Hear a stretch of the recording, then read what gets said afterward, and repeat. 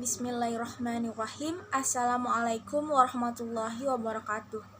Saya Indah Purnamasari, NIM J1B018034, kelas TIP genap 18, Program Studi Teknik Pertanian, Fakultas Teknologi Pangan dan Agroindustri Universitas Mataram. Dalam video kali ini, saya akan menjelaskan materi mata kuliah Rancang Bangun Irigasi Lahan Kering mengenai teknologi konservasi tanah mekanik. Konservasi tanah mekanik adalah semua perlakuan fisik, mekanis yang diberikan terhadap tanah dan pembuatan bangunan yang ditujukan untuk mengurangi aliran permukaan dan erosi, serta meningkatkan kelas kemampuan tanah. Teknik konservasi tanah ini dikenal pula dengan sebutan metode sipil teknis. Ada beberapa metode teknik konservasi tanah mekanik. Yang pertama adalah teras. Teras merupakan metode konservasi yang ditunjukkan untuk mengurangi panjang lereng, menahan air sehingga mengurangi kecepatan dan jumlah aliran permukaan, serta memperbesar peluang penyerapan air oleh tanah.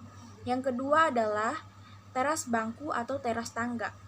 Teras bangku atau teras tangga dibuat dengan cara memotong panjang lereng dan meletakkan tanah di bagian bawahnya, sehingga terjadi suatu deretan bangunan yang berbentuk seperti tangga. Yang ketiga adalah teras gulut. Teras gulut adalah barisan guludan yang dilengkapi dengan saluran air di bagian belakang guludnya. Yang keempat adalah teras kredit. Teras kredit adalah teras yang terbentuk secara bertahap karena yang tertahannya partikel-partikel tanah yang tererosi oleh barisan tanaman yang ditanam secara rapat, seperti tanaman pagar atau strip rumput yang ditanam searah kontur. Selanjutnya adalah teras individu. Teras individu adalah teras yang dibuat pada setiap individu tanaman, terutama tanaman tahunan. Jenis teras ini biasa diaplikasikan pada area perkebunan atau tanaman buah-buahan. Kemudian teras kebun. Teras kebun merupakan jenis teras lain yang dirancang untuk tanaman tahunan, khususnya tanaman buah-buahan.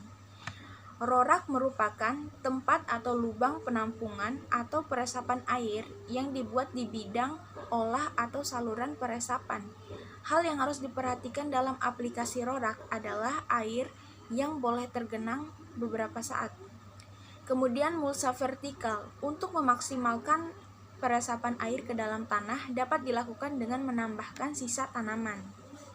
Barisan batu dibuat mengikuti kontur yang berfungsi untuk meningkatkan penyerapan air ke dalam tanah dan mengurangi aliran permukaan serta erosi.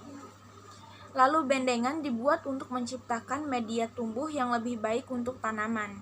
Dan saluran drainase, tujuan utama dari pembuatan saluran drainase adalah untuk mencegah genangan dan mengalirkan aliran permukaan sehingga air mengalir dengan kekuatan tidak merusak tanah, tanaman dan atau bangunan konservasi tanah lainnya.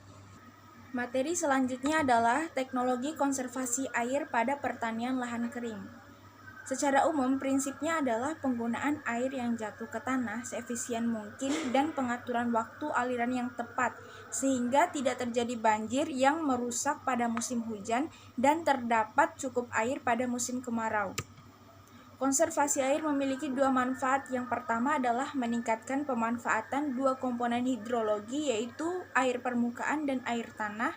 Dan yang kedua adalah meningkatkan efisiensi pemakaian air irigasi menurut Arsyad pada tahun 2000. Pengelolaan air permukaan meliputi yang pertama adalah pengendalian aliran permukaan, yang kedua pemanenan air, yang ketiga meningkatkan kapasitas infiltrasi tanah, yang keempat pengolahan tanah, yang kelima adalah penggunaan bahan penyumbat tanah dan penolak air, serta yang terakhir adalah melapisi saluran air.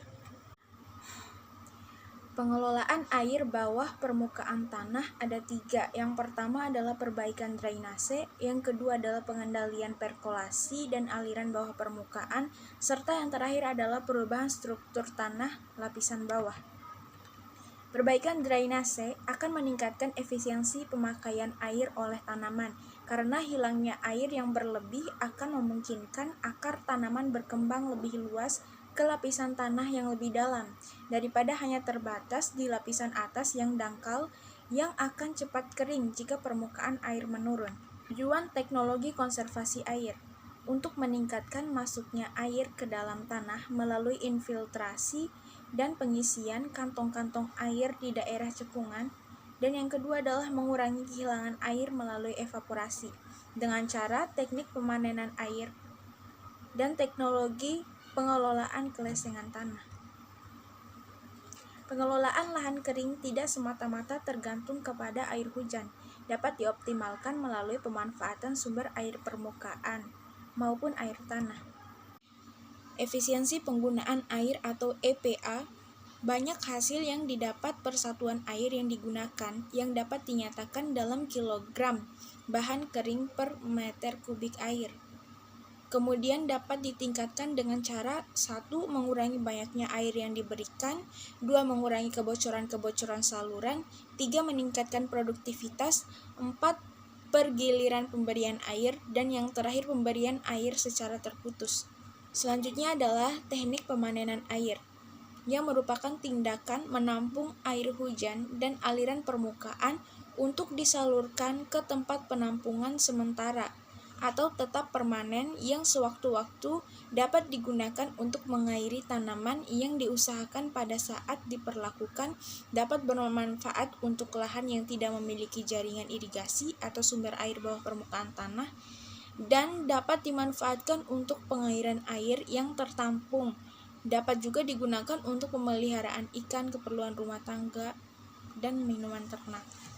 Kemudian keuntungan pemanenan air. Yang pertama, meningkatkan ketersediaan air bagi manusia, tanaman, dan ternak. Yang kedua, meningkatkan intensitas tanam, produksi, pendapatan petani, dan produktivitas tenaga kerja petani. Yang ketiga adalah mengurangi dan mencegah bahaya banjir dan sedimentasi. Dan yang terakhir adalah menampung hasil sedimentasi yang dapat dikembalikan ke lahan usaha tani. Selain keuntungan, ada pun kerugian dari pemanenan air. Yang pertama, memerlukan tenaga kerja dan biaya untuk pembangunan serta pemeliharaan rutin. Yang kedua, mengurangi luas lahan budidaya karena sebagian digunakan untuk pembuatan bangunan. Dan yang terakhir, memerlukan kerjasama di antara petani untuk pembuatan bangunan saluran pembuangan air. Adapun beberapa teknik pemanenan air. Yang pertama adalah saluran peresapan, yang kedua rorak, yang ketiga embung, dan yang keempat adalah mulsa vertikal. Mungkin itu saja materi yang dapat saya sampaikan. Lebih dan kurangnya saya mohon maaf. Terima kasih atas perhatiannya. Wabillahi taufiq wal hidayah. Wassalamualaikum warahmatullahi wabarakatuh.